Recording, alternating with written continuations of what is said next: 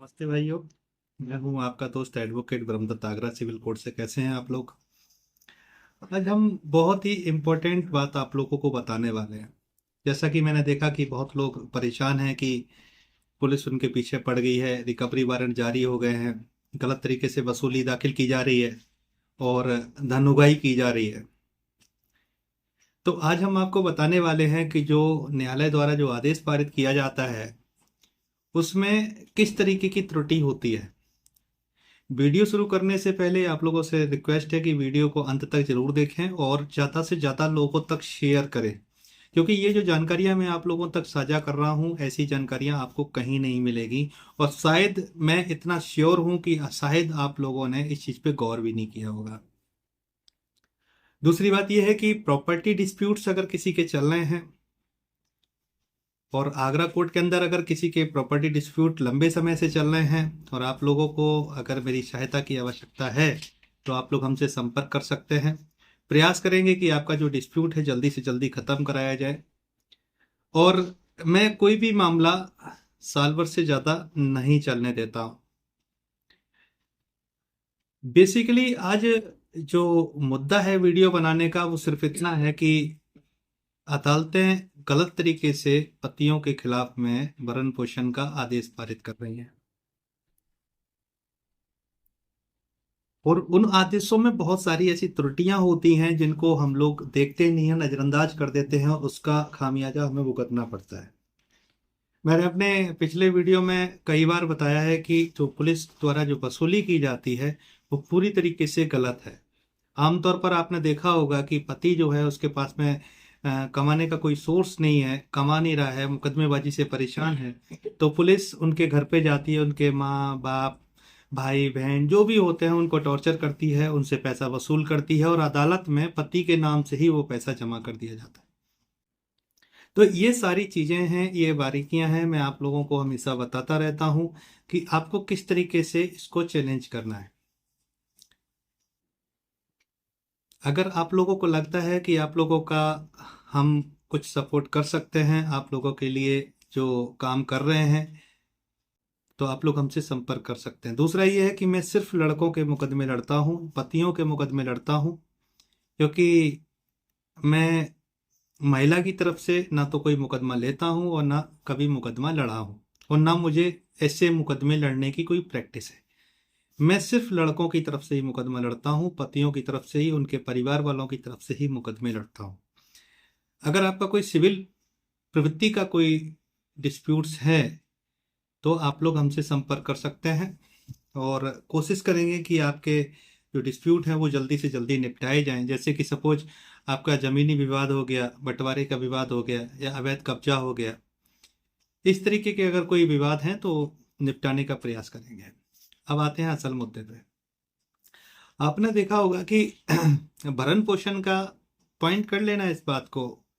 और मेरी बात बहुत लोगों के कम समझ में आती है और जिसके समझ में आ जाती है तो वो खेल भी जाता है। अच्छा, तो मेरा कहने का मतलब ये है कि जब भी आपके खिलाफ में सीआरपीसी 125 जो वर्तमान में बीएनएसएस जो है 144 है, इसके तहत में जो भरण पोषण में अगर कोई आदेश पारित होता है तो उस आदेश में हमेशा स्पष्ट लिखा जाता है कि एक पक्षीय आदेश पारित किया गया। अगर आप उसमें अपीयर हो गए हैं तो फिर कोई बात नहीं, तो फिर अदालत जैसे करती है वैसे करती है। फिर भी उसमें बहुत सारे लूज फॉल्स हो जाते हैं। लेकिन मेन पॉइंट क्या है जो शायद आप लोगों ने कभी पकड़ा नहीं होगा कि एक्सपर्टी एविडेंस, नहीं सॉरी, एक्सपर्टी आदेश अगर आपके खिलाफ में हो गया है, वो चाहे इंटरिम हो या फाइनल हो, तो उसमें अदालत लिखती है कि प्रतिवादी पक्ष यानी पति पक्ष कभी अदालत में नहीं आया, कोई आपत्ति दाखिल नहीं की, कोई साक्ष्य एफिडेविट नहीं दिए, कोई साक्ष्य प्रस्तुत नहीं किए, कोई दस्तावेज प्रस्तुत नहीं किए, इस तरीके की चीजें वो लिखती है और वादिया के पक्ष में ही मुकदमे को डिसाइड कर देती है और एक अमाउंट जो है वो डिक्लेयर कर देती है, यानी कि एक पक्षीय आदेश पारित कर दिया जाता है।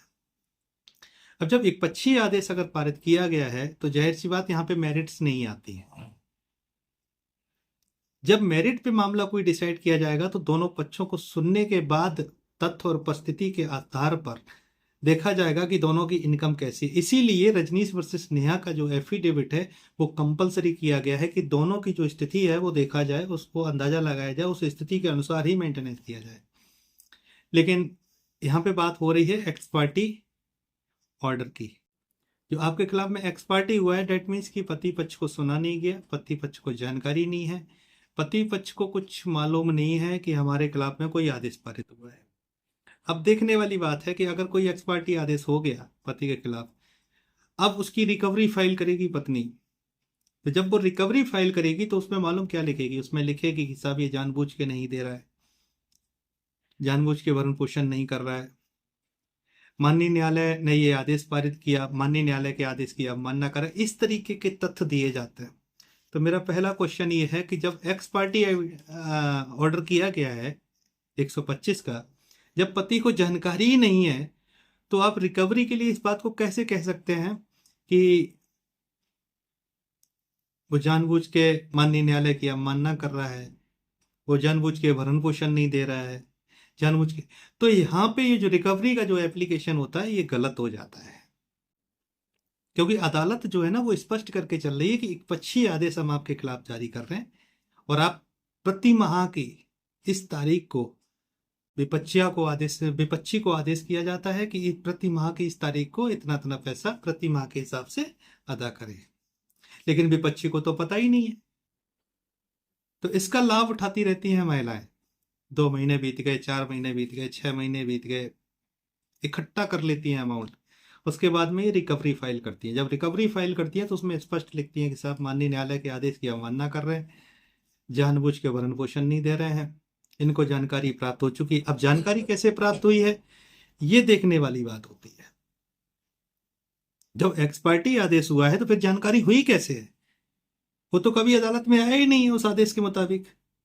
तो फिर ये जो रिकवरी की जो एप्लीकेशन है ये पूरी तरीके से गलत हो जाती है।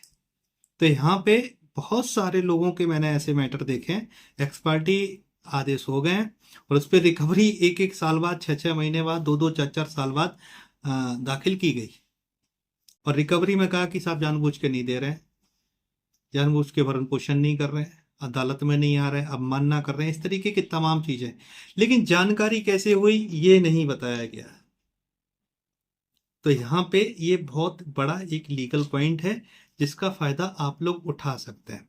अब इसका फायदा कैसे उठाना है? जब भी कोई रिकवरी एप्लीकेशन जब फाइल हो और आपके पास में हमेशा सम्मन आएगा, और इन द केस सम्मन का आदेश तो होता ही है। अगर सम्मन आपके पास नहीं आता है तो जाहिर सी बात में आपके लिए एक रिकवरी वारंट जारी होगा, पुलिस आपके घर पे आएगी, आपको बताएगी, आपको तत्काल प्रभाव से वहां जाना है, अपनी सर्टिफाइड कॉपी देखनी है।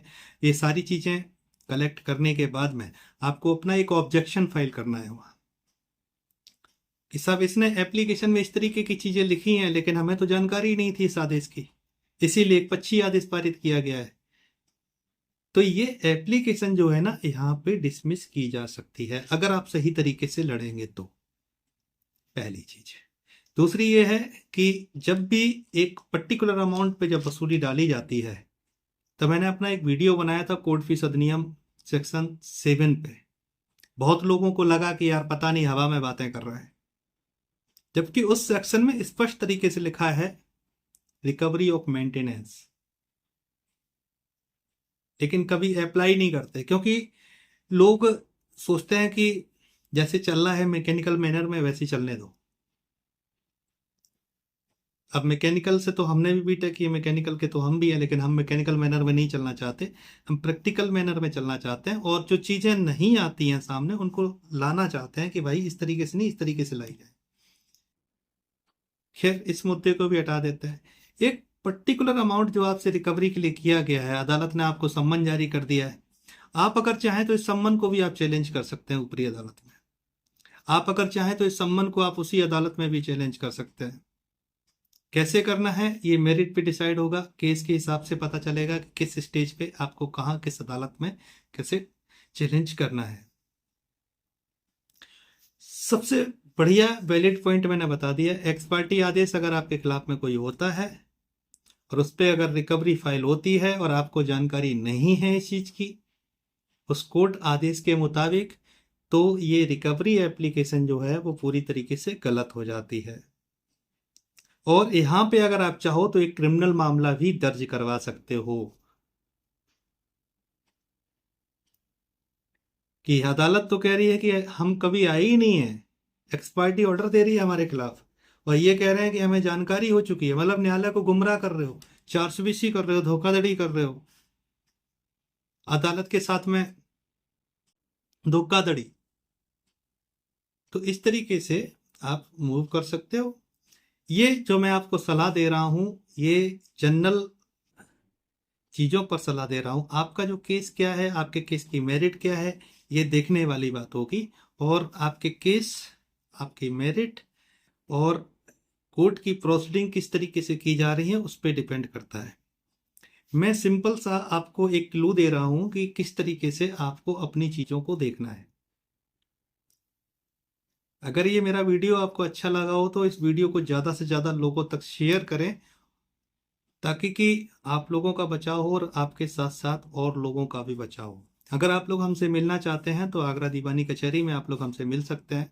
अपने सारे डॉक्यूमेंट्स जो भी हैं वो सर्टिफाइड कॉपी लेके आइएगा, और अपॉइंटमेंट ज़रूर लेना। फ़ोन पे अगर बात करना चाहते हैं, जनरल चीज़ों पे अगर बात करना चाहते हैं, कॉमन चीज़ों पे, तो आप अपॉइंटमेंट लेके फ़ोन पे बात कर सकते हैं। केस के संबंध में, डिटेल्ड केस के संबंध में पूरी जानकारी लेना चाहते हैं तो आपको सही तरीके से पेपर दिखाने होंगे। पेपर देखने के बाद में, स्टडी करने के बाद में ही आपको आपके केस के मुताबिक सलाह दी जा सकती है। उसके लिए आपको आना पड़ेगा टाइम निकाल के। और अगर आपके कोई प्रॉपर्टी डिस्प्यूट्स हैं आगरा के अंदर, अगर किसी भी तरीके से कोई प्रॉपर्टी डिस्प्यूट्स हैं, तो आप लोग संपर्क कर सकते हैं। बाकी का हमारा ये वीडियो आज का कैसा लगा आप लोग कमेंट बॉक्स में ज़रूर बताएं। धन्यवाद।